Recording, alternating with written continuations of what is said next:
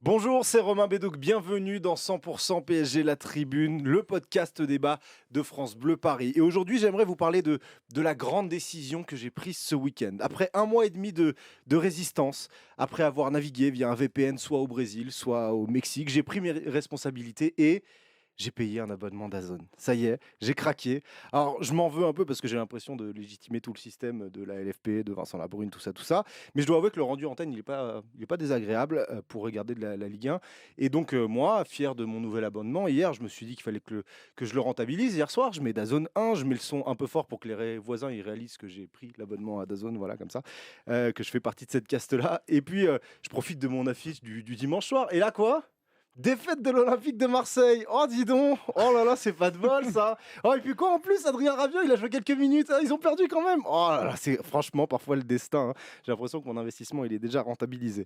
Ça m'a surtout permis de me rendre compte d'un truc, c'est que je soupçonnais déjà. On a une vraie marge sur nos concurrents directs, enfin nos rivaux en Ligue 1. À Marseille, le collectif, il n'est pas encore prêt. À Monaco, ça gagne ric-rac face à Montpellier, alors que nous, on leur en avait passé 6 en début de saison. Et nous, de notre côté, on fait une première période de très haute qualité face à Rennes, un candidat récurrent aux places européennes en Ligue 1. Donc le storytelling selon lequel il y aurait du suspense dans le championnat, voilà, on va attendre un petit peu. Et c'est d'ailleurs assez marrant le rythme des semaines qu'on a depuis le début de la saison en Ligue 1. Pendant la semaine, que des débats. Oh tiens, le PSG, ils sont prenables. Hein, non, mais regardez leurs blessés. Et puis Mbappé, il est parti. Et puis l'OM, c'est fort. Monaco, pareil. Et puis dès que le week-end démarre, les mêmes qui disent ça réalisent qu'en fait, on est beaucoup plus fort que tout ce qui se fait en Ligue 1 et assez largement. Alors ça suffira certainement pas en Ligue des Champions. On aura un vrai test demain face à Arsenal. D'ailleurs, j'embrasse les quelques 3000 supporters qui sont en train de traverser la Manche et qui, j'en suis sûr, écoutent 100% PSG La Tribune, soit dans l'Eurostar, soit dans le Flixbus, ou tout simplement dans leur voiture pour aller voir cette ville extraordinaire qui est Londres, qui fait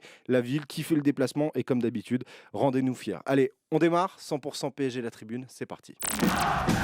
100% PSG, La Tribune.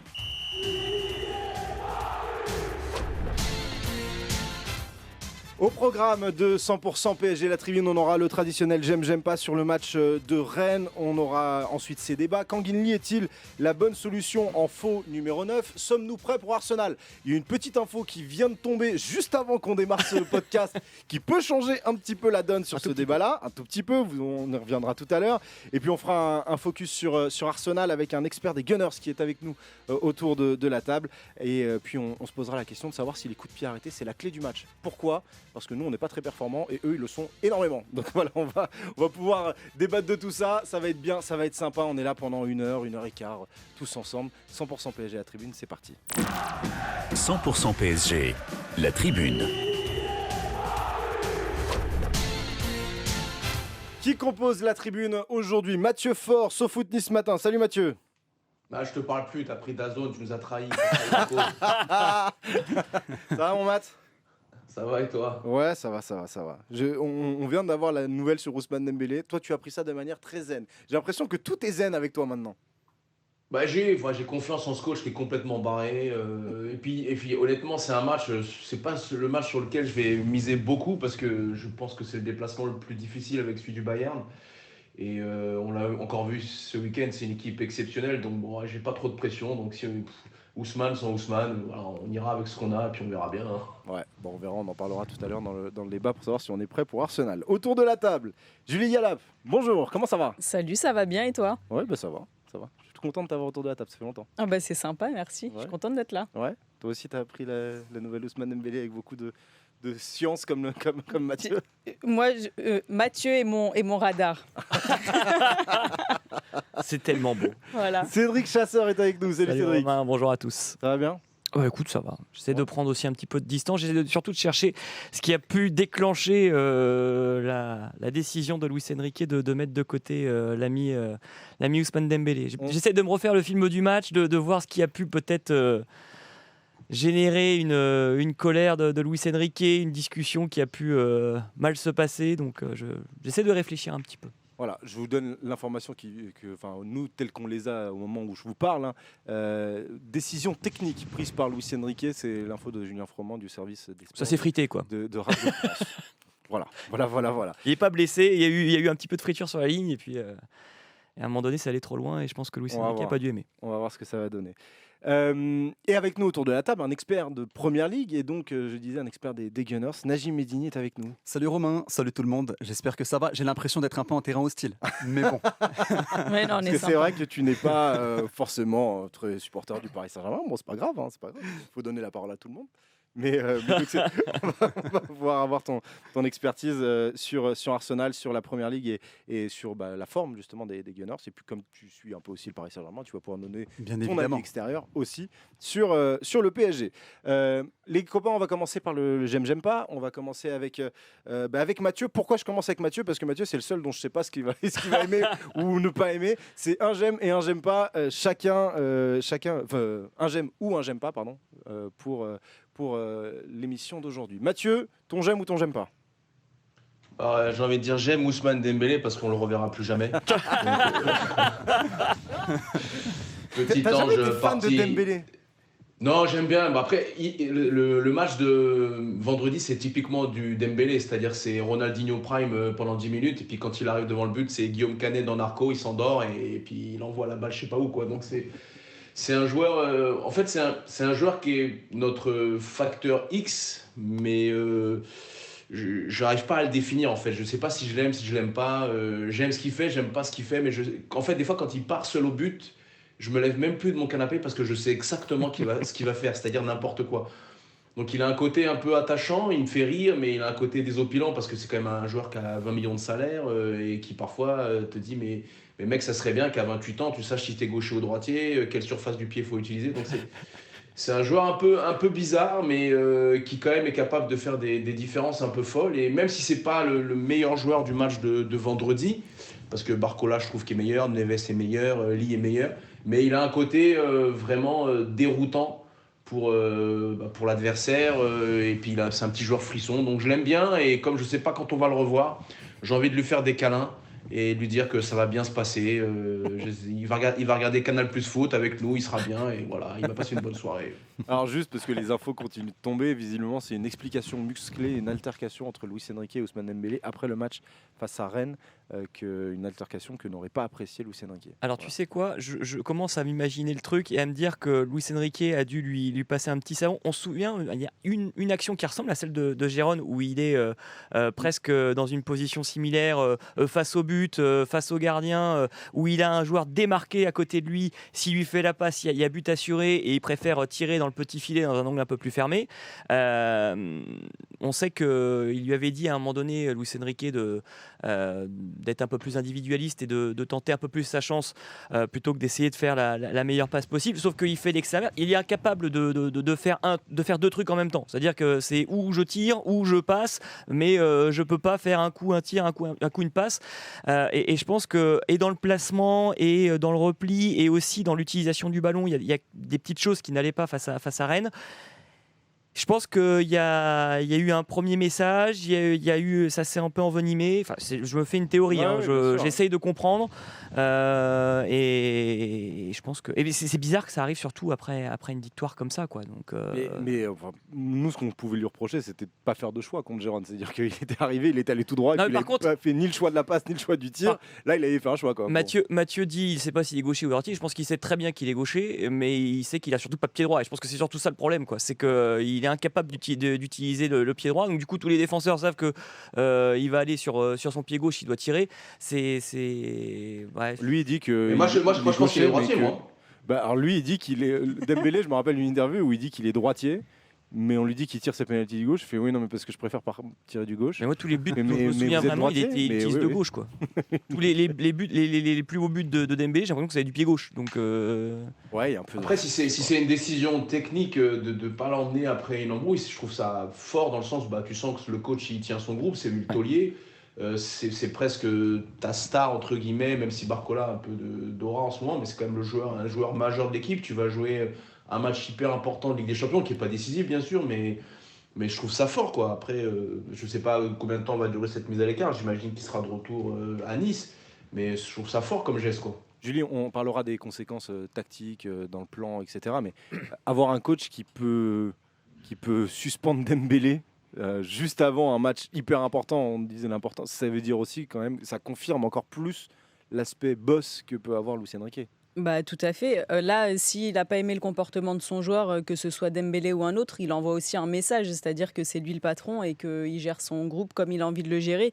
On se posait la question, ça me fait penser à Kolo Muani sur le fait qu'il aurait pu prendre la pointe parce que les deux qui peuvent la prendre sont absents. Là, finalement, on se rend compte qu'il ne met pas Kolo Muani dans ce rôle de numéro 9. Il préfère Kangin Lee sur le match face à Rennes. Là aussi, c'est un choix du coach. Et moi, j'aime les coachs qui vont au bout de leur idée. En fait, si Dembélé lui a pas plu, si le comportement de Dembélé lui a pas plu, moi, je comprends qu'ils le mettent à l'écart. Après, bah, c'est évidemment préjudiciable parce que c'est pour le déplacement à Arsenal et que c'est un des matchs les plus importants cette saison en Ligue des Champions. Mais moi, je comprends qu'il veuille passer un message et qu'il tienne son groupe, même si du coup c'est avec un peu la manière forte, on va dire. Najim, toi qui as un regard un peu extérieur, tu vois ça comment? Tu vois ça comment? Une décision, je parle pas forcément, là encore, pas encore de sportif, mais vraiment de la vision boss de Luis Enrique. Tu vois ça une bonne chose ou pas? Un peu pareil, je trouve quand même que c'est une décision forte de la part de Luis Enrique.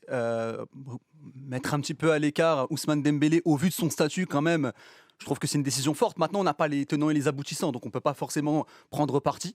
Mais ce qui est quand même surprenant, et là je vous rejoins aussi, c'est que moi j'ai trouvé quand même son match plutôt bon face à Rennes. Alors certes, il y a ces occasions ratées, notamment 2 grosses occasions ratées en première période, mais dans l'ensemble, j'ai trouvé qu'il avait fait quand même de sacrées différences, plus à 25 ou à 30 mètres de ses buts, certes, mais il arrivait parfois à trouver des bonnes lignes de pas. J'ai trouvé que ça avait été l'un des joueurs quand même qui était ressorti, pas forcément le premier, il y a des joueurs qui ont fait un meilleur match, mais après une victoire et après un bon match contre Rennes, c'est quand même une décision un peu surprenante, mais encore une fois, ça montre que le boss dans cette équipe, c'est Luis Enrique. Mais justement, moi je suis d'accord, Dembélé fait un très bon match, même dans le pressing, il est bon, il récupère 2 ou 3 ballons qui sont Après, il précieux. rate des trucs. Oui, Non, il mais rate des trucs, mais là où tu peux te dire que finalement, la décision de Luis Enrique, c'est pas parce qu'il n'a pas été bon ou qu'il a raté des trucs sur le terrain, c'est vraiment qu'il a dû se passer un truc qui lui a pas plu dans le Bien vestiaire. sûr. Et Donc, je vérifiais juste, il faisait pas partie de la première salve de remplacement. Tu vois, je me suis dit à un moment donné, peut-être qu'il avait râlé parce qu'il était sorti trop tôt.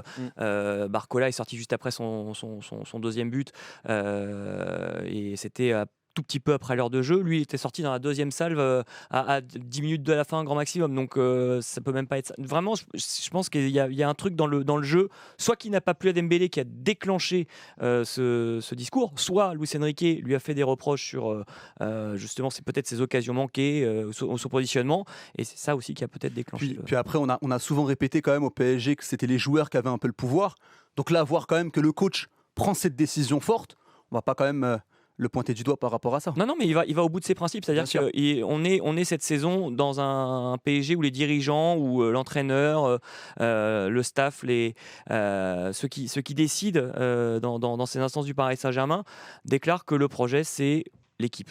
Il n'y a pas de joueur au-dessus de l'équipe et ils sont en train de montrer une nouvelle fois que ce projet-là, ils veulent le tenir. Alors c'est vrai qu'on n'est que fin septembre, donc ça fait que 2 mois et demi que ce PSG-là existe dans cette version, mais on va voir. En tout cas, ce qui est intéressant, c'est que en effet, il s'impose. Ouais. Ça, c'est important. On aura l'occasion de revenir sur. 30 kilos de quoi? Tu penses qu'il se parle en espagnol, Dembélé Ouais, je sais pas comment il parle, Ousmane. Non, mais ça se trouve, c'est un truc qui n'a rien à voir avec le match. Hein. C'est une Bon, on broutille. verra. Et puis, en fait, c'est la réaction de Dembélé qui est peut-être. C'est possible pas, aussi. qui n'est pas proportionnée ou qui. Je sais pas. Donc, c'est. Après, j'ai envie de dire, c'est tellement un club qui a connu des dramas que ça passe crème, ça, en fait. Bon, on va voir, on verra, on va parler aussi des conséquences tactiques tout à l'heure pour le match face à Arsenal. On continue notre j'aime pas, j'ai bien fait de vous en demander qu'un seul, hein, parce que vu la tournure que prend l'émission. Najim, est-ce que tu as un j'aime ou un j'aime pas concernant le Paris Saint-Germain? Oui, j'ai mis un j'aime. Oui. Compliqué quand même de mettre un j'aime pas. J'ai trouvé vraiment le match contre Rennes bon dans l'ensemble. J'ai mis les attaques rapides du Paris Saint-Germain, moi. J'ai vraiment aimé cette capacité qu'avait le PSG à récupérer des ballons, à très vite se projeter vers l'avant. Justement, Ousmane Dembélé aussi, il caractérisait cela, il est capable de prendre la profondeur. Je parlais des 2 grosses occasions en première période où c'est Kangin Lee notamment qui le sert dans la profondeur.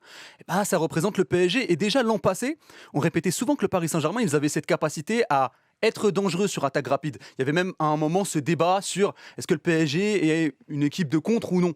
Et j'ai trouvé qu'encore une fois, ça s'était bien matérialisé face à Rennes. Et d'ailleurs, on y reviendra tout à l'heure, mais contre Arsenal, ce sera l'une des armes clairement du PSG, cette capacité à très vite attaquer l'espace. Parce qu'on va avoir une équipe, on parlera tout à l'heure de la preview du match, mais on va avoir une équipe, Julie, qui a l'habitude d'avoir le ballon en face de nous, Arsenal, ce qui n'est pas forcément le cas tout le temps quand on joue en Ligue 1 ou même en Ligue des Champions.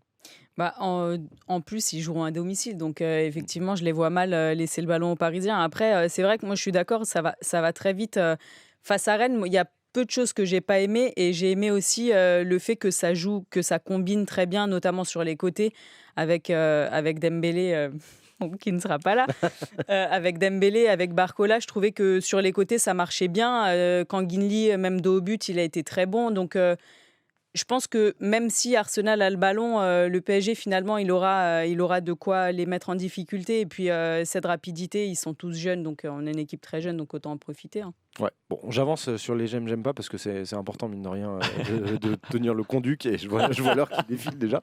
On va passer à ton j'aime, Cédric. Oui, c'est un j'aime facile, mais c'est évidemment Bradley Barcola. On avait signalé à juste titre sa petite baisse de régime sur les 3 derniers matchs. Là, il a montré que il avait su trouver les ressources pour rebondir. Alors c'est notre ami Marc Méchenois qui avait dit qu'il avait été un peu malade avant justement cette séquence des 3 matchs où il était un peu en dedans. Très clairement, il fait des différences de fou. Sa frappe pour l'ouverture du score, elle est superbe. En plus, moi dans la tribune de presse, j'étais pile dans la ligne. Et quand je la vois partir en roulé, déjà que ça fait lui. dedans. Mais au final, il est prêt. Le but que met Kang In Lee, c'est la même, ça part d'une frappe, elle est encore plus belle, elle vient frapper le poteau, elle aurait mérité 10 fois de rentrer, il aurait mérité le triplé. Non, mais il fait un match très très bon. Et ce que j'avais souligné un petit peu les semaines précédentes sur Barcola, que j'avais trouvé très esselé sur son côté par rapport au côté droit, Hakimi qui rentrait, qui venait aider Dembélé. Là, il y a une petite différence, c'est que Barcola s'est rarement trouvé seul face à 2 ou 3 défenseurs. Notamment Joao Neves ou Kang In Lee sont venus apporter un peu de soutien sur le côté gauche de Barcola. Et puis évidemment, ce jeu en attaque rapide où Barcola se retrouvait aussi en face à face avec un défenseur. Et là, on voit qu'en face à face, ça marche tout de suite mieux. Mathieu, est-ce que tu as vu une vraie différence dans le match de Barcola, à part les buts, ou est-ce que c'est juste le fait qu'il ait mis un doublé qui dit qu'on a l'impression qu'il a fait un bon match ? Je trouve qu'il avait une forme de relâchement qu'il avait peut-être moins sur les derniers matchs. Est-ce que c'est son changement de statut récent qui lui met une forme de pression, ou l'histoire de la maladie ou du truc, je sais pas trop. Ça, c'est des choses qu'on sort. Les entourages, ils aiment bien aussi dire ça quand les joueurs ils traversent moins bien pour expliquer. Comme lui, il n'en a pas parlé, que ça ne s'est pas vraiment vu, je ne vais pas m'attarder là-dessus. Mais je trouvais qu'il y avait une vraie forme de relâchement. Et notamment dans le premier but, il a une manière de toucher la balle, sur celui de Kang In Lee aussi. Il a une sorte de vraie fluidité naturelle qui m'a assez bluffé. Et donc je trouvais qu'il était plus relâché. Donc est-ce que il avait besoin de ces matchs un peu difficiles pour relancer la machine, mais j'ai trouvé surtout relâché. Et puis, il aurait même pu terminer avec une passe décisive, parce que c'est lui qui fait la différence sur la grosse occasion d'Hakimi qui touche la barre. Il donne aussi un ballon à Fabian Ruiz vers la demi-heure de jeu, où Fabian Ruiz derrière envoie une frappe un peu mollasse, mais il aurait pu terminer avec une passe décisive. Et puis franchement, sur le début de seconde période, à chaque fois qu'il touche le ballon, tu sens qu'il crée le danger. De la 45e à la 70e, il était sur un nuage, il était vraiment très très bon. Ça va être un match dans le match face à Ben White qui va être là normalement pour Arsenal, qui est l'arrière droit. Normalement, parce que qui n'était pas là ce week-end déjà. C'était Timber qui a été titularisé sur les 2 derniers matchs, ce qui mettait Calafiori sur le côté gauche. Maintenant, Calafiori, on l'a vu avec une petite genouillère sur les derniers jours, donc il y a une petite incertitude autour de l'Italien. Si Calafiori est absent, effectivement, Ben White sera titulaire. Mais si Calafiori est dispo, pas impossible que Timber soit à droite. Blessure bête, Calafiori qui se blesse sur le but de Trossard à la dernière seconde là, et qui en célébrant se pète le genou. Enfin, c'est vraiment le genre de blessure parfois. Il a un petit côté, je ne sais pas si pour ceux qui ont suivi les Jeux Olympiques, il a un petit côté Tambéry,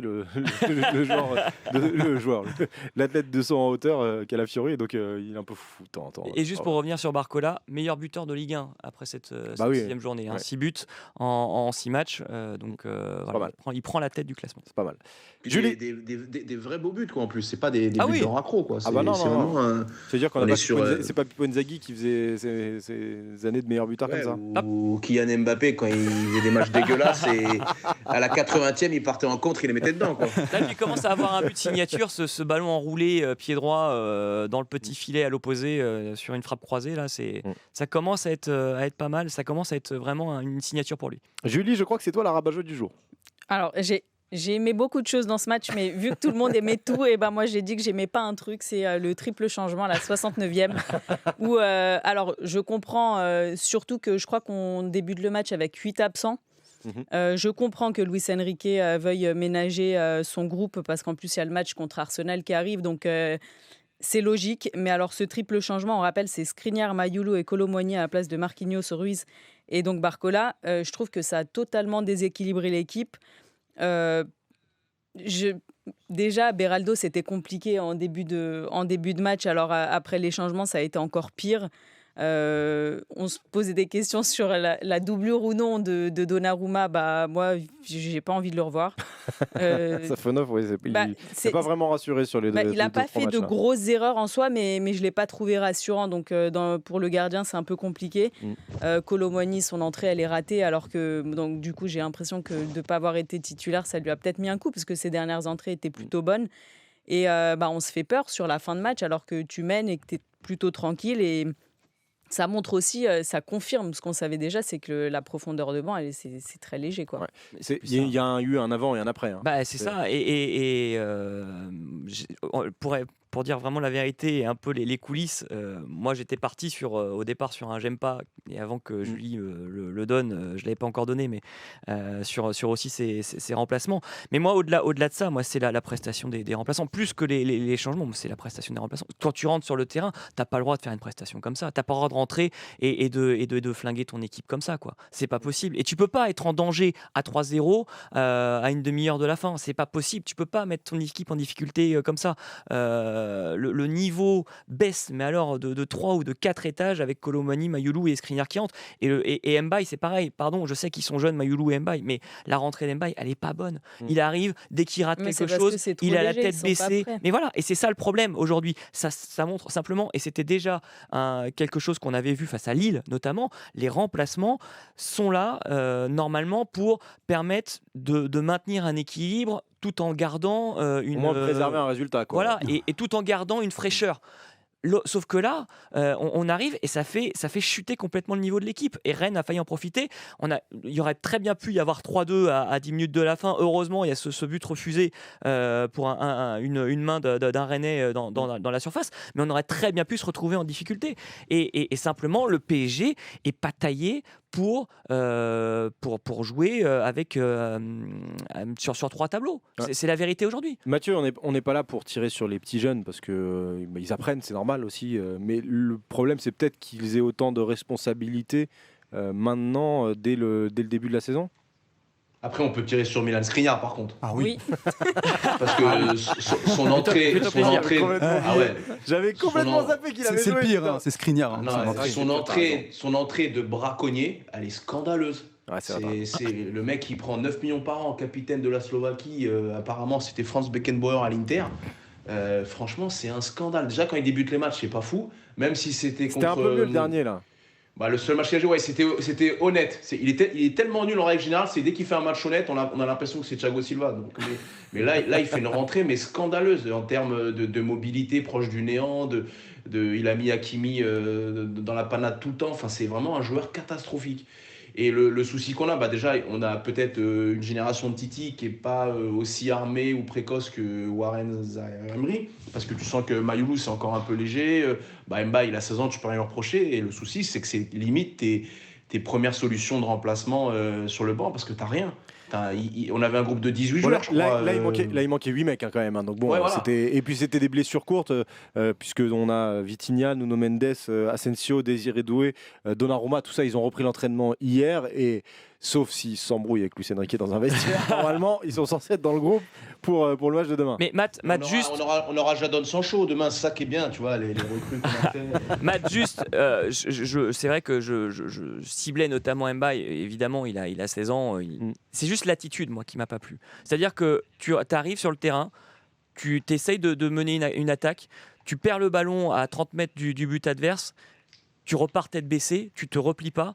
Moi, c'est juste ça dans les attitudes. Tu peux avoir 16, 25, 30 ans, il y a des attitudes que tu dois avoir, peu importe l'âge que tu as sur le terrain. Et c'est là, et moi je regardais Luis Enrique sur le bord du terrain, les grands gestes qu'il a fait, ça lui a pas plu du tout. Et c'est évidemment de l'apprentissage, mais ça par contre, moi ça passe pas. Donc, mais je sens qu'Emba, j'ai l'impression qu'il est tétanisé par les matchs pro parce qu'il avait fait des matchs amicaux cet été où il était vraiment, c'était un feu follet, il dynamitait. Et tu sens déjà au Havre, il était un peu timide. Tu sens qu'il a du mal.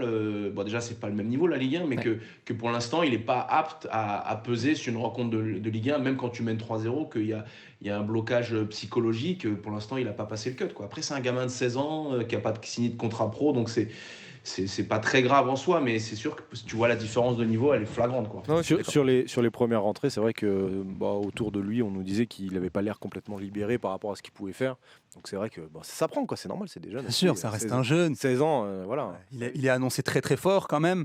Moi, je trouve quand même que c'est une bonne nouvelle pour les jeunes du PSG d'avoir du temps de jeu. Maintenant, effectivement, c'est vrai qu'ils doivent peut-être mieux rentabiliser leurs minutes, mais je trouve ça intéressant qu'à 3-1, qu'on puisse leur dire il y a des perspectives de jouer avec le Paris Saint-Germain, quoi. Exactement. Voilà.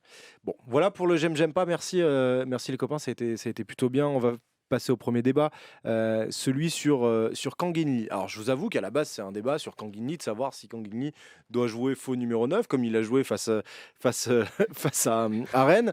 Problème c'est que là, avec un Dembélé en moins dans le groupe, il y a quand même de fortes chances que Kanguinli soit sur le 11 titulaire. Est-ce qu'il sera ailier droit, est-ce qu'il sera faux numéro 9? On le saura demain au moment du coup d'envoi. Je vais commencer par toi, Julie. Est-ce que tu as aimé sa prestation à Kanguinli dans ce rôle-là? Et est-ce que tu veux le voir dans ce rôle-là demain face à Arsenal? Moi, sincèrement, oui, parce que je trouve que c'est peut-être le meilleur match de Lee au PSG. Ce qu'il a fait contre Rennes, moi, je l'ai trouvé bon dans tous les secteurs. Il a été bon dans le dernier geste. Il a été juste. Je ne sais pas si c'est lui qui perd 0 ballon, il me semble. Si, je crois qu'il en perd quelques-uns, mais bon. Bon, il en perd pas beaucoup, mais dans tous les cas, il a été très bon. Il a dynamité l'attaque. Alors, on se demandait si Kolo Muani serait aligné en pointe. Moi, j'avoue, quand j'ai vu Lee, j'ai pas trop compris ce qui se passait jusqu'à ce que je les vois vraiment au coup d'envoi. Et en fait, franchement, il fait un match plein. Ce serait compliqué de le sortir du 11. Bon, là, il y sera. mais même si Dembélé avait été là, je pense que ça aurait été très compliqué de le sortir du 11. En plus, il est récompensé par un but. Et d'ailleurs, sur ce but, c'est lui qui lance Barcola. Et il ne s'arrête pas de jouer, contrairement à d'autres qui auraient peut-être attendu que Barcola le mette. Et il suit. Et puis, il est récompensé. Moi, je trouve que, franchement, c'est une très, très bonne chose qu'il ait fait ce match pour la confiance aussi.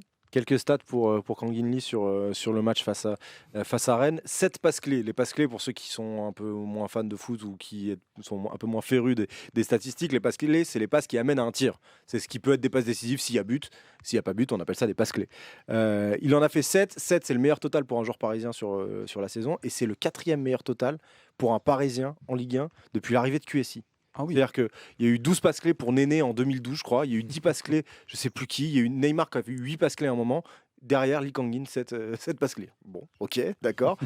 Si vous voulez regarder sa hitmap, il est partout. En fait, mais c'est ça qui est intéressant, c'est-à-dire qu'il a joué en faux neuf, mais il avait énormément de liberté sur le terrain.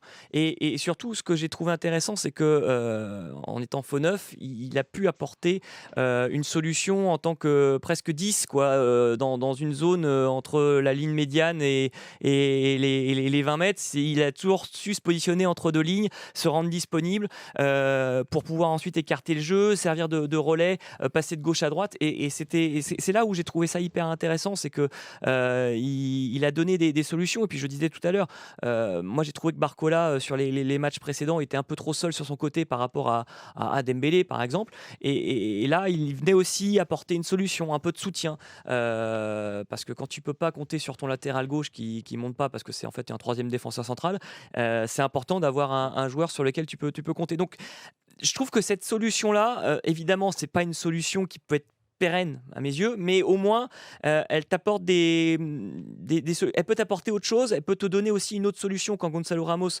reviendra, qu'il faudra peut-être changer le rythme du match, le cours du match, trouver d'autres solutions parce que c'est un peu plus fermé. Je trouve qu'il y a des choses intéressantes avec ce qu'a fait Kang In Lee sur ce match face à Rennes. Mathieu, est-ce que tu as aimé Kang In Lee dans ce rôle-là? Et la question, c'est plus de savoir si tu veux le voir dans ce rôle-là demain à l'Emirates Stadium. Le souci de Kang In Lee, je trouve, c'est que c'est un joueur qui est sans poste en fait. Tu saurais pas trop dire c'est quoi son poste de prédilection. Donc du coup, il était un peu obligé de le balader à gauche à droite. Et c'est vrai que peut-être en faux neuf, c'est là où il peut être le plus utile de par ses qualités déjà techniques. Il a un vrai pied. Tu vois que sur un côté, je trouve qu'il est trop limité parce qu'il manque de vitesse et qu'il a qu'un seul move, c'est il repique sur son pied gauche et il centre. Et tu peux pas avoir en Ligue des Champions un joueur qui a aussi peu de palette offensive. Donc dans l'axe, à la rigueur, il peut plus briller, il peut plus gêner. Et puis surtout, si c'est pas lui, c'est qui? C'est Asensio qui revient de blessure. Kolo Muani qui est pas hyper fiable en neuf et du coup qui pourrait profiter de l'absence de Dembélé pour jouer à droite, où je trouvais qu'il avait été plutôt bon à Reims en début de match avant qu'il permute. Donc au final, c'est presque le poste idoine pour lui demain. Et ce qu'il a besoin de Kang In Lee depuis un an, c'est de la continuité. Parce qu'il a déjà fait des séquences de matchs très importantes où il est plutôt bon techniquement, mais il n'a jamais réussi à enchaîner. Et souvent, tu te disais, est-ce que c'est un joueur qui est capable de cranter? Là, il a fait un vrai match référence. Faut qu'il enchaîne les titularisations et qu'il prenne confiance. Il faut voir. Donc moi, je le mettrais en faux neuf demain avec Kolo Muani à droite, quoi. C'est un peu dans ce que disait Mathieu, c'est un peu le revers de ses qualités. C'est qu'il est polyvalent à souhait, c'est qu'il peut jouer au milieu de terrain, il peut jouer ailier, il peut jouer faux neuf, mais à côté de ça, il n'y a pas un poste fort où il peut véritablement se mettre, quoi. Ouais, c'est une qualité comme ça peut être aussi un défaut. Mais c'est vrai que j'ai aimé son match. J'ai aimé son match en fait par rapport à la panoplie qu'il a pu nous proposer. J'ai trouvé que parfois il décrochait même plus qu'un numéro 10, hein. Parfois c'était quasiment un numéro 8. Il a lancé des transversales pour pouvoir trouver Barcola. Là où il m'a impressionné, c'est que même dos au jeu, il arrivait à conserver des ballons alors que c'est plutôt un petit gabarit, donc ça j'ai apprécié également. Et puis dans sa capacité à faire la liaison avec Dembélé ou avec Barcola, il a été génial, notamment en début de match. Je parlais notamment des 2 occasions de Dembélé, c'est lui à chaque fois qui les lance. À un moment même il fait une espèce de talonnade qui était très très bien sentie. Donc j'ai vraiment aimé son match. Et par rapport à demain, de toute manière il n'y a pas 36 000 solutions, non? Il n'y en existe qu'une seule. Mais c'est presque un pivot. Il y a Asensio aussi qui peut être là et donc Kang In Lee qui serait sur la droite, un pivot, ou Kolo Muani. Asensio, il va faire un AVC en Ligue des Champions. Je pense que ce sera Kang In Lee en faux neuf et il peut y avoir Kolo Muani à droite aussi. Non, mais c'est ça. Ce qui est très intéressant, c'est que c'est presque un pivot. Et puis surtout, ce qui ressort, c'est que sur les derniers matchs un peu moyens du PSG, ça manquait de justesse technique. Il y avait beaucoup de déchets. Et c'est vrai que là, la différence qu'on a, par exemple, avec Kang In Lee, c'est pour ça que ça ressort, c'est que sur ce match-là, il n'y a pas de fausses notes, quoi. Il y a très peu de ballons perdus et c'est juste dans les choix, dans le moment de faire le dribble, dans le moment de servir son coéquipier, de trouver la passe, de casser des lignes. Donc c'était là où je pense, c'est pour ça que ça ressort aussi, c'est qu'il a été très intéressant par rapport aussi au match précédent du PSG. Et en plus, ça a du sens parce que quand tu as des joueurs comme Dembélé et Barcola qui, comme je l'expliquais tout à l'heure, aiment bien prendre la profondeur, bah forcément dans ce rôle de faux neuf, il attire des joueurs vers lui, il crée des espaces. Donc j'ai aimé ça. Puis en plus, il y avait aussi les efforts défensifs. On sait que c'est un joueur qui a un gros volume de jeu et qui est capable de presser. Donc franchement, non, son match était top. Est-ce qu'il va être capable de refaire ça contre Arsenal? Je ne sais pas. Mais en tout cas, c'est plutôt encourageant. Et puis je vois mal juste Luis Enrique, sachant que Lee fait probablement son meilleur match à ce poste-là, je le vois mal le sortir pour mettre Kolo Muani, qu'il avait décidé de laisser sur le banc. Ce serait plutôt logique qu'il le remette là. Bon, juste pour vous dire, hors actu PSG, qu'il y a des actus qui tombent de fou, Antoine Griezmann arrête l'équipe de France. Il vient de tweeter ça Non. pour dire qu'il a arrêté. C'est complètement fou ce qui est en train de se Mais passer. c'est dingue. Enfin, ok, d'accord, ok. Mais il vient de poster une vidéo pour dire qu'il a arrêté l'équipe de France. Ah oui, d'accord, ok. Ça va être Quand tu bien, disais quoi. grosse information, je pensais Ah ouais, pas que non, c'était non, autant. mais Elle va non, être bien la c'est- conférence de presse de Didier Deschamps jeudi. Ah ouais, Je ça va pense qu'elle va être être, sympa. très très bien parce qu'il Ouais, doit ça va annoncer être, sa fameuse Wow. liste pour le prochain rassemblement. Oh, c'est une folie. Ah mais c'est dingue. Bon, on va faire une petite pause, on va se reconcentrer sur le PSG. J'adore cette émission, c'est génial. Il se passe des trucs aujourd'hui. On salue Bruno hein, dans l'Eurostar. Ah ouais, ça va être bien. On fait une petite pause et on revient tout de suite pour continuer de parler de ce match face à Arsenal qui sera demain à l'Emirates Stadium. Chaque matin sur France Bleu Paris, bienvenue chez vous avec Corentine Feltz. Pour la tournée des marchés, France Bleu Paris installe sa cuisine sur le marché de Clamart. Le défi du chef, faire les courses et cuisiner un repas pour 4 personnes pour 30 €. Alors rendez-vous sur le marché du Trossi ce mardi. Bienvenue chez vous sur France Bleu Paris, tous les jours dès 9h. 100% PSG, la tribune. De retour dans 100% PSG, la tribune, avec Mathieu Faure, Cédric Chasseur, Julie Yalap et Najim Medini. On va parler du match donc face à Arsenal. On va véritablement faire la preview de cette rencontre-là. On va se poser la question de savoir si on est prêt pour ce match-là, collectivement notamment, et en plus sans Ousmane Dembélé. Voilà, parce que ça va quand même rentrer en ligne de mire pour faire l'analyse de cette rencontre-là. Je vais commencer tout de suite par toi, Mathieu. Sans Ousmane Dembélé, quelle solution tu vois pour essayer de contrecarrer cette équipe d'Arsenal, même si, on l'a entendu tout à l'heure, tu paraissais déjà un peu pessimiste avec Ousmane Dembélé, donc j'imagine que tu l'es encore plus sans. Moi, je pense qu'on va se faire casser la gueule. Vraiment. C'est dans les proportions de Newcastle l'année dernière, où c'est des équipes contre lesquelles on n'a absolument pas d'armes, qui a sans doute... voilà, chaque corner, c'est un penalty. Ils ont presque peut-être la meilleure charnière Gabriel Saliba d'Europe. En fait, toutes leurs qualités fortes, c'est tous nos défauts forts, donc ça peut être très mal. On joue chez eux. C'est une équipe jeune, dynamique, en confiance, qui est technique. Même si Odegaard est absent, peut-être qu'il y a la Fury blessée, mais bon voilà, c'est une équipe qui a un peu de vécu. Donc c'est un match sur lequel je ne fonde pas beaucoup d'espoir, mais j'en fondais déjà pas beaucoup avec Dembélé. Donc je me dis, c'est un test en fait pour voir vraiment où on en est, ce qu'on est capable de faire contre des équipes qu'on rencontre jamais en championnat et qu'on rencontrera jamais en Ligue 1. Donc c'est vraiment voir l'écart qu'il y a, s'il y en a un, dans quelle proportion, et puis ce que valent certains joueurs, tu vois. Qu'est-ce que vaut Barcola dans cette configuration, João Neves, la charnière, les coups de pied arrêtés. Voilà, c'est un bon test, mais si on prend un point, je serais très content, mais moi je tape sur une défaite, quoi. Tout le monde voit une défaite là-dessus ou pas? En tout cas, ça va être compliqué. C'est vrai que finalement c'est l'équipe la plus forte que le PSG va avoir à affronter depuis le début de la saison, cette équipe d'Arsenal. En fait, je me questionne sur la physionomie qu'aura le match, parce que c'est vrai que je me dis, est-ce que le PSG va réussir à avoir des temps de possession assez forts? Est-ce que le PSG va subir énormément dans le premier quart d'heure? Quelle sera la réponse physique du Paris Saint-Germain? Est-ce qu'Arsenal va réussir à amener le match dans quelque chose de duel un peu Première Ligue?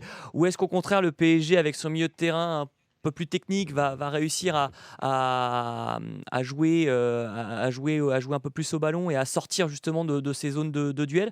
J'ai du mal en fait à voir un peu à quoi va ressembler le match. Donc j'ai hâte de voir le premier quart d'heure, parce que c'est vrai que j'ai beaucoup d'a priori comme Matt sur le résultat que pourrait donner ce Arsenal PSG. Et en même temps, j'ai envie de voir le PSG tester à ce niveau-là, quoi. Ouais. Bon, on parlera des forces d'Arsenal aussi. On va faire un focus sur Arsenal avec toi, Najim, tout à l'heure.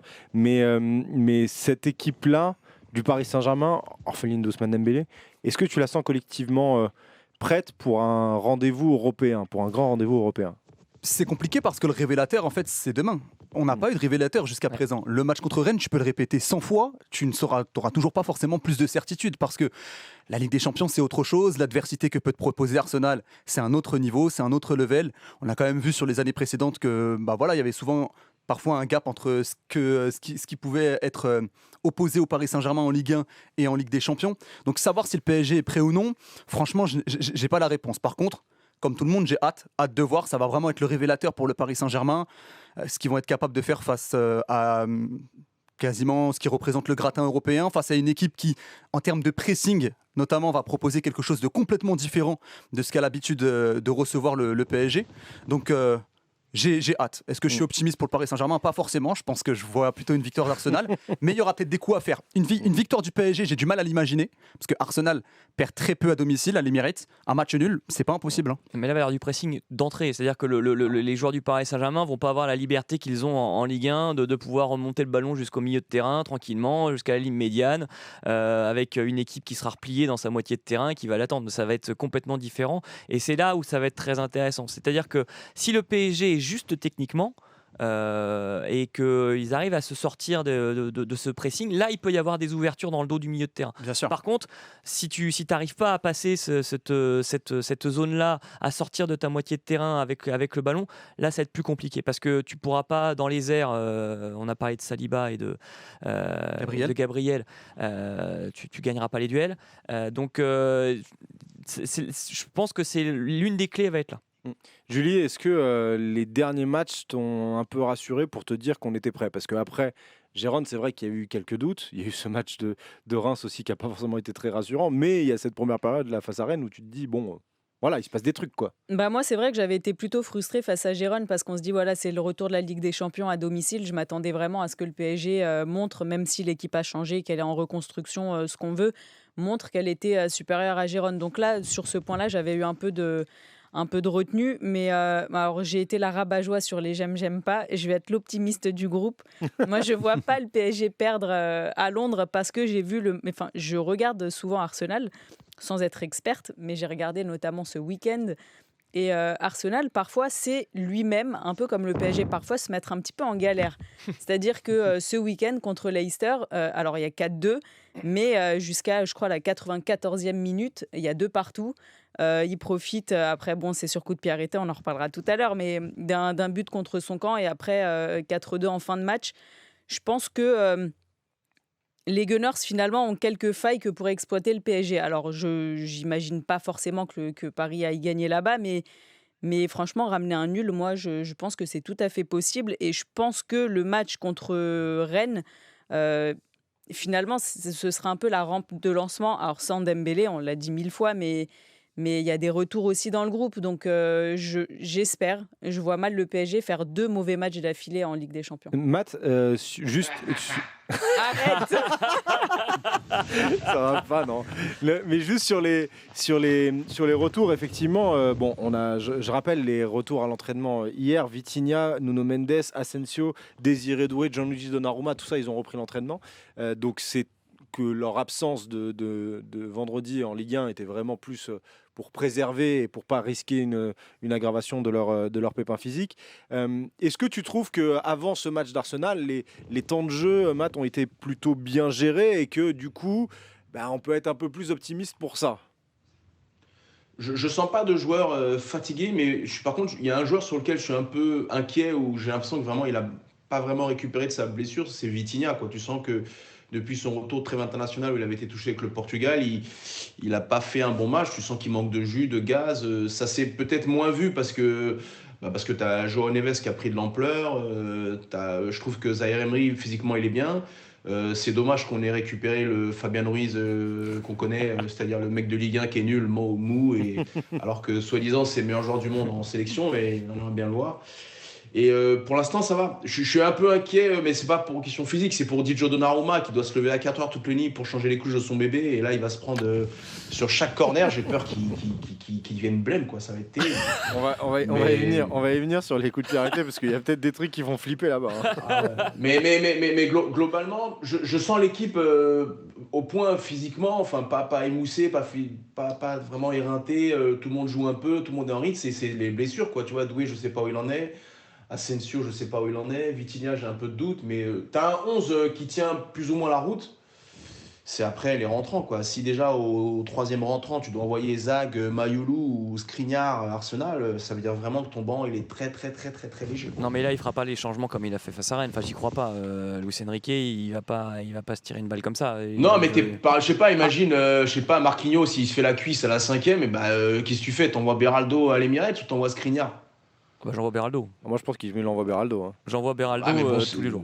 C'est dingue quand même. Tu vois, On préfère Beraldo. déjà, ah ouais, mais Beraldo en Ligue 1, il se noie physiquement. Là, tu vas l'envoyer sur Jesus, Thomas Partey ou Declan Rice. tout ça, ouais. Tu vas lui enfoncer la cage thoracique, le pauvre.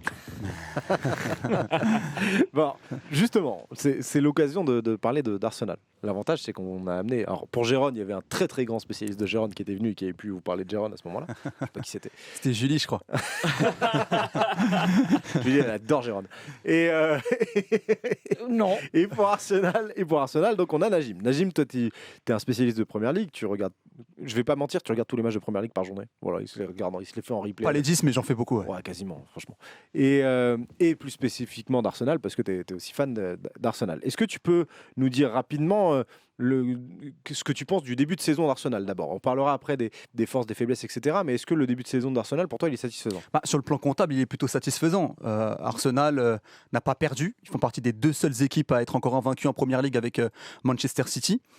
Et là, sur les 3 derniers matchs, tu as pris 7 points sur 9 possibles, alors que tu jouais Tottenham, le North London Derby, qui est un match hyper important. Tu jouais contre Manchester City, tu as failli gagner, malheureusement. City a égalisé en fin de match avec John Stones. Et puis, contre Leicester, tu l'as emporté 4-2, même si effectivement, tu l'emportes sur le fil, dans le temps additionnel. Mais tu as quand même fini par gagner. Donc, jusqu'à présent, le début de saison, il est plutôt intéressant sur le plan comptable. Tu as mal commencé la campagne de Ligue des Champions en faisant un match nul 0-0 contre Bergame. Donc, mine de rien, Arsenal va être aussi, pas dans l'obligation, mais quasi presque de l'emporter face au Paris Saint-Germain. Il va falloir montrer quand même un autre visage par rapport à la première journée. Donc, sur le plan comptable, oui. Sur le plan du contenu, peut y avoir débat. C'est pas le meilleur Arsenal qu'on ait pu voir. C'est une équipe d'Arsenal moins spectaculaire, moins folle que ça pouvait être le cas il y a 2 ans. En 2022-2023, où vraiment Arsenal... Plus pragmatique, c'est ça? Oui, un petit peu plus... une équipe qui essaye plus de maîtriser les matchs, qui ne veut plus rentrer dans ces matchs un peu ping-pong où ça peut aller d'un côté à l'autre. Ils veulent vraiment avoir la possession du ballon, s'installer dans le camp adverse, quitte parfois à avoir des longues phases de possession où il se passe moins de choses. C'est un petit peu la philosophie de jeu qu'a mis en place Mikel Arteta. Maintenant, il y a quelque chose qui s'est passé il y a 3 semaines et qui change beaucoup de choses. C'est la blessure de Martin Odegaard. Et ça, c'est pas un détail. C'est un immense point. C'est-à-dire que Odegaard, c'est l'une des pierres angulaires, c'est le meneur de jeu de cette équipe d'Arsenal. Et sans le Norvégien, on sent quand même une différence. Pourquoi ? Parce que avec le ballon, c'est un joueur qui est impliqué sur toutes les phases de jeu. Sur les phases de relance, il est sollicité. Sur les phases de construction, forcément, il est omniprésent. C'est un joueur qui est à chaque fois recherché entre les lignes, souvent à la dernière ou à l'avant-dernière passe. Il est parfois en plus recherché à la finition. Donc, sans Odegaard, déjà avec le ballon, on peut s'attendre à une équipe d'Arsenal un peu moins bonne. Et puis surtout sans ballon. Pourquoi ? Parce qu'Odegaard, c'est surtout le joueur qui initie le pressing. D'accord. Et donc, ça part du numéro 10 à la base. Ça part de lui. C'est souvent lui qui initie le pressing et derrière le bloc d'Arsenal qui le suit. Donc pour moi, le gros point d'interrogation, il est là-dessus. Comment Arsenal va aborder cette rencontre ? Alors, évidemment, je m'attends à ce qu'Arsenal presse cette équipe du Paris Saint-Germain, ait le ballon, mais ce sera pas sur les 90 minutes, je pense. Je pense sincèrement qu'il y a des phases dans le match, notamment en début de seconde période, où le Paris Saint-Germain pourrait avoir peut-être des phases de possession. Parce que sans Odegaard, je pense qu'ils ne sont pas capables de presser pendant 90 minutes comme ils sont capables de le faire généralement. Mathieu, tu disais tout à l'heure que tu n'étais pas optimiste, etc. Mais tu nous vois vraiment prendre un bouillon pendant peut-être pas 90 minutes, mais un truc où ça fait pas un pli, genre ? En fait, ça va dépendre du premier quart d'heure. Je me souviens du premier quart d'heure à Newcastle où en fait, on avait l'impression qu'on avait 5 vitesses d'écart avec eux et que c'est l'intensité de la Première Ligue. S'ils jouent vraiment un match de Première Ligue, c'est quelque chose auquel on n'est pas habitué et puis on ne peut pas répondre. Et puis historiquement, le PSG, c'est une équipe qui n'aime pas être bousculée. C'est pas une équipe qui aime être dans le combat, dans le duel. Donc en général, ce genre de match, on n'a aucun répondant. On n'a que des gentils petits bonhommes et puis tu n'as pas de gros physique. Donc... je veux dire, quand tu vois la charnière, c'est 2 bœufs athlétiques qui ont des pieds, ils vont vite. C'est des choses vraiment qui peuvent nous effrayer. Et on est une équipe où, quand on commence mal le match, parfois on peut mettre pendant 20 minutes, comme si on est dans les cordes, on est étourdi, on est groggy. Et c'est typiquement le genre de match où on peut vraiment vaciller très rapidement. Donc, après, c'est aussi une manière de se protéger, de se dire, de toute façon, on y va, on va prendre une rouste, et comme ça, si on fait un partout miraculeux, tu dis, finalement, c'est pas si mal, ce qu'on a fait. Quoi. Franchement, ça serait pas ton genre. Non. Mais après, c'est un championnat de 8 journées. C'est que la deuxième journée, c'est le premier déplacement. On sait qu'on a un calendrier extrêmement compliqué, qu'on a un effectif diminué. Donc, quoi qu'il arrive, que tu gagnes ou tu perds, ça sera éliminatoire de rien. C'est vraiment, ça va permettre vraiment de se situer et de voir, tu vois, un Pacho, par exemple, comment il va être dans ce genre de match. On ne connaît pas trop, tu vois. Donc, moi, je trouve que c'est bien pour permettre de s'étalonner. Et puis Arsenal, je trouve que c'est une équipe qui a un projet un peu similaire au nôtre où ils reviennent de très loin. Tu vois, l'effectif qu'il y avait il y a 4-5 ans, les dingueries qu'ils faisaient sur le marché des transferts à mettre 80 millions d'euros sur Nicolas Pepe. Et c'est une équipe qui a misé sur plein de jeunes à fort potentiel. Je veux dire, Saliba, Gabriel, Odegaard, ils ont été les chercher jeunes. Voilà, Martinelli, Saka qui est formé chez eux. Et là, aujourd'hui, c'est une équipe qui a pris en ampleur, qui a été pas loin d'être championne l'année dernière. Donc, ils ont dû aussi cranter psychologiquement. Le coach, il est là depuis un moment. Il était raillé au début. Donc, c'est un projet, je trouve, qui ressemble à celui du PSG. Dans la construction de l'équipe, et je trouve ça intéressant pour le PSG de voir un peu le projet qui te ressemble le plus en Europe, où il en est avec 2-3 ans d'avance par rapport à toi. Najim, je vais continuer avec toi sur les forces et les faiblesses potentielles d'Arsenal. Tu vas essayer de me trouver des faiblesses quand même. Il faut qu'on ait un petit peu. J'en ai évoqué déjà une avec l'absence d'Odegaard. T'as raison. Mais donc, les forces de cette équipe d'Arsenal, c'est quoi ? C'est qu'elle a toujours un certain talent et elle est un peu plus pragmatique. Elle a appris de ses échecs, entre guillemets, parce que des échecs, c'est juste ne pas être champion en première ligue et être deuxième derrière Manchester City, ce qui est déjà une performance assez intéressante. Elle a appris de ça pour être encore plus pragmatique et pour pouvoir aller chercher les trophées qui lui manquent. Mentalement, c'est sûr que cette équipe, elle a beaucoup progressé. Et puis, elle a l'habitude quand même de jouer quasiment tous les week-ends contre de grosses équipes. J'en parlais, ils ont joué contre City, contre Tottenham. Contre City, quand même, ils ont réussi à tenir un match nul à 10 contre 11 pendant toute une période. Donc ça montre quand même qu'ils ont des qualités mentales au-dessus de la moyenne, cette équipe d'Arsenal. Pour moi, le gros point fort, ça reste le pressing. Vraiment, c'est une équipe qui est capable de te mettre un bouillon, notamment en début de match. Vous parliez du début de match. Arsenal, c'est une équipe qui, je pense, par contre, sur les 15 premières minutes, vont essayer de montrer qu'ils sont chez eux, qu'ils sont à domicile. Ils vont essayer de mettre un très gros pressing à cette équipe parisienne. Il va falloir voir si le PSG va être capable de ressortir les ballons. Toutes les équipes n'en sont pas capables, donc ça va être intéressant de voir si les Parisiens peuvent le faire. Donc ça, c'est pour moi vraiment le gros point fort du Paris Saint-Germain. Puis tu l'as dit, il y a du talent dans cette équipe. Un Bukayo Saka, il est capable de te faire la différence à tout moment. Sur le côté gauche, Martinelli a retrouvé le chemin des filets ce week-end contre Leicester alors qu'il n'avait pas marqué depuis le mois de mars. Donc il va peut-être retrouver un petit peu de confiance. Kai Havertz, c'est un joueur qui a été repositionné au poste de numéro 9 au mois de janvier et enchaîne les buts. Il a réalisé également un bon début de saison. Attention d'ailleurs à son jeu de tête à Kai Havertz, qui est quand même souvent sous-côté. On va venir sur les coups de pied arrêtés après. Qui est souvent sous-côté. Il y a un truc à faire. Et puis au milieu de terrain, alors effectivement, il y a l'absence d'Odegaard qui va faire mal, qui sera certainement remplacé par Trossard. Ça sera très certainement Trossard, Declan Rice et Thomas Partey au milieu de terrain. Et donc voilà, tu as du volume, tu as un Thomas Partey qui est capable de conduire le jeu, un Declan Rice qui est capable d'arriver en second rideau dans la surface de réparation comme il sait si bien le faire. Trossard également qui a fait un très bon match contre les Foxes. Et puis défensivement, cette équipe d'Arsenal, rappelons... Mais on avait dit les points faibles là. On a dit les points forts aussi. Moi j'ai l'habitude de parler avec Najim, donc je sais que parfois il exagère un petit peu certains trucs. C'est normal, c'est logique. Mais quand je vois Julie qui est optimiste tout à l'heure, là je la vois. Tout à l'heure, il y a la mine déconfite au fur et à mesure. Je rajoute on n'y va pas sinon. Je rajoute un dernier point fort, c'est que défensivement, ça reste la meilleure défense de Première Ligue l'an passé. Donc ça, c'est les points forts. Maintenant, sur les points faibles, j'en ai parlé. Odegaard, pour moi, encore une fois, c'est pas un détail. C'est une grosse absence qui peut faire mal à cette équipe d'Arsenal. Et puis contre Leicester, alors autant contre Leicester, j'ai trouvé qu'Arsenal avait fait un gros match, mais ils ont eu un manque. C'est sur le début de seconde période, de la 45e à la 70e, où pour le coup, il y a eu un vrai relâchement. Et si tu as ce genre de relâchement en Ligue des Champions, le Paris Saint-Germain peut en profiter. Donc, oui, j'ai énuméré tous les points positifs d'Arsenal, mais bien évidemment que le PSG peut faire quelque chose. Je l'ai expliqué tout à l'heure avec le fait que le Paris Saint-Germain peut être intéressant sur les phases de transition, sur les contre-attaques. Et puis encore une fois, si Arsenal baisse le pied à un moment dans le match, et je suis persuadé que le Paris Saint-Germain aura un temps fort dans cette rencontre, s'ils en profitent, il y aura un coup à faire Encore une fois, une victoire du PSG, j'ai du mal à l'imaginer parce que Arsenal n'a perdu que 3 fois sur la dernière année à domicile, mais un match nul, c'est envisageable. Bon, on espère au moins un match nul. Je ne sais pas si vous, dans vos comptages de points, quand vous avez eu les 8, les 8 rencontres, si vous aviez compté pour le Paris Saint-Germain des points face à Arsenal. Mathieu, on va te laisser parce qu'en plus, je sais que tu dois partir dans quelques minutes. Mais quand tu avais fait ton petit bilan là, des 8 matchs là, et du nombre de points projetés, tu avais compté des points face à Arsenal ou pas du tout? Bah, évidemment que non. À Arsenal et à Munich, j'ai pris 0 points. Ouais.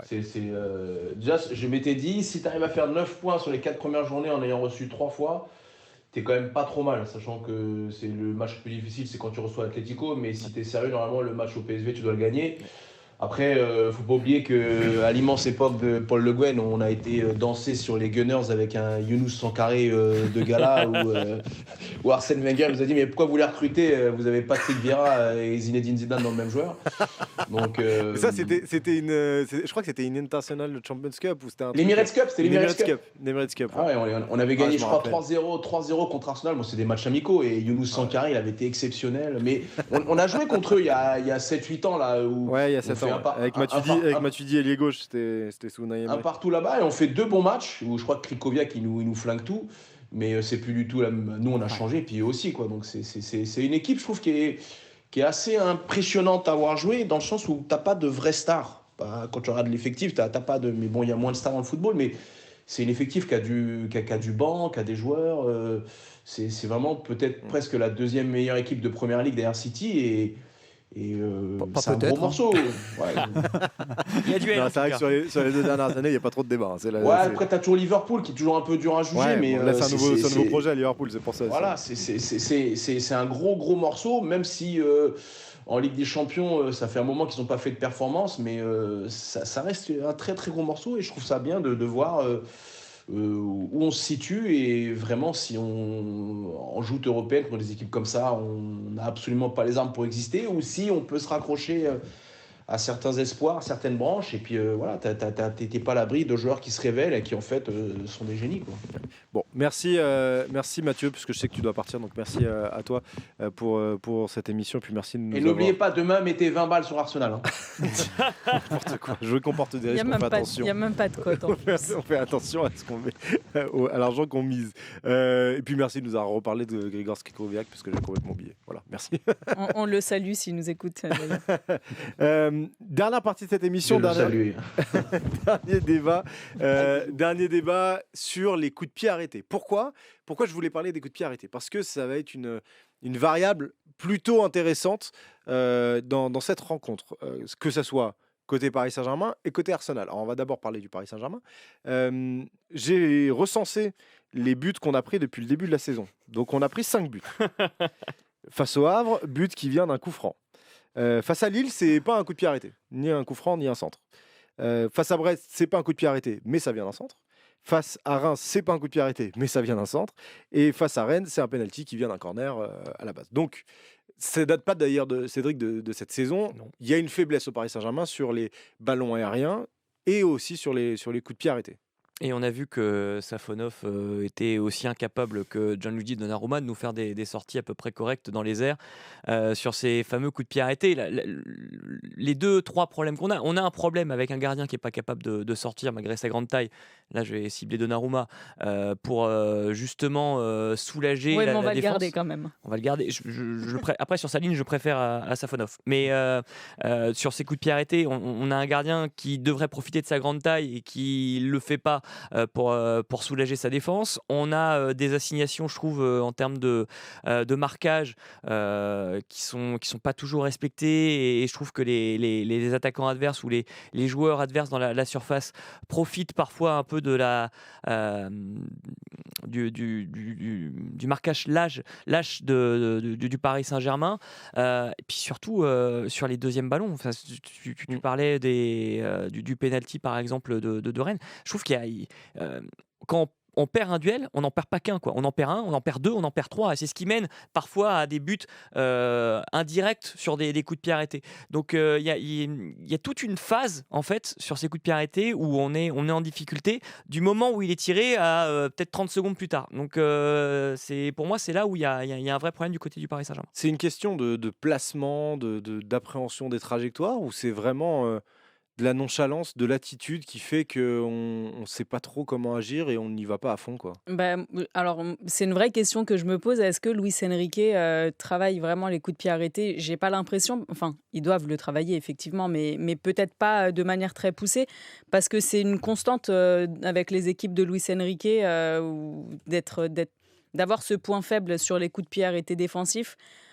J'ai l'impression que sur les derniers matchs, il y a peut-être un placement différent où j'ai l'impression qu'on joue un peu plus à essayer de mettre l'équipe adverse hors jeu, mais ça marche pas tout le temps. Je sais pas. C'est pour ça que je me pose la question, est-ce qu'il travaille vraiment les coups de pied arrêtés à l'entraînement? Peut-être que tu as la réponse, je sais pas, mais Luis Enrique, il a ce raisonnement, et je l'ai entendu dire 2 ou 3 fois, où il assume d'avoir des joueurs qui sont pas très grands. Et ça n'a pas l'air de lui poser tant de soucis que ça d'avoir cette faiblesse sur coup de pied arrêté. Alors moi, effectivement, et je pense comme tous les supporters parisiens, ça nous embête, parce que à chaque fois qu'il y a un coup de pied arrêté, on est un peu en On est un peu en panique, hein. Voilà, on est en panique. Mais j'ai pas l'impression que lui, ça le froisse tant que ça, en fait. Il a l'air plutôt fataliste, mais même pas fataliste. C'est qu'il dit oui, mes joueurs sont petits. Il y a Pacho qui fait quoi, 1m87, et Donnarumma, mais bon, qui est pas très à l'aise sur les sorties. Et sinon, tout le reste, on a des petits formats, et puis ça a pas l'air de le déranger plus que ça. Donc j'ai l'impression qu'il sait ce qu'il fait. Est-ce qu'il accepte de prendre des buts sur coup de pied? Je sais pas. Si tu as la réponse, je prends. Après, je parle sous contrôle de Navi, mais il faudra faire attention au corner, il faudra faire attention aux touches aussi offensives d'Arsenal, parce qu'ils ont On va y venir sur Arsenal, parce que ce qui est assez fou, Najim, c'est que Arsenal travaille véritablement ses coups de pied arrêtés. Il y a un entraîneur de coups de pied arrêtés qui est français.